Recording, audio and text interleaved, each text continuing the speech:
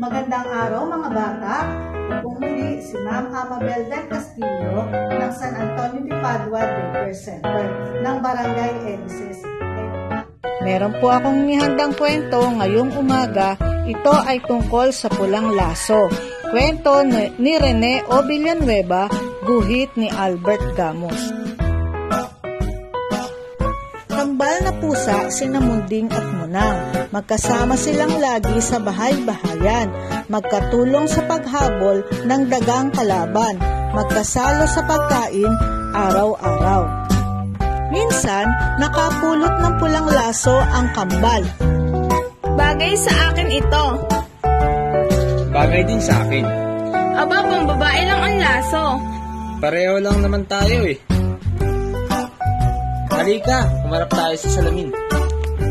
Tignan mo, pareha tayong may mata, pareha tayong may ilong, pareho tayong may buntot.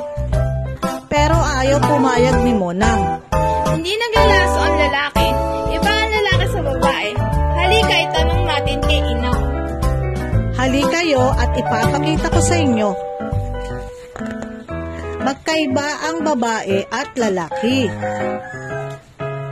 Halikayo sa banyo para makita nyo ang ating batang tagapag-alaga. Si Nonoy ang lalaki, si Nini ang babae. Pareho kami ni Nonoy. Pareho kami ni Nini.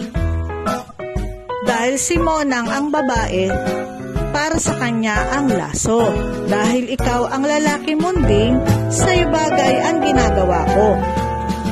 Diyan nagtatapos ang kwento ng pulang laso. O mga bata, lagi nating tatandaan. Lagi nating mahalin ang ating mga kapatid. Lagi kayong magbibigayan ha. Hanggang sa muli.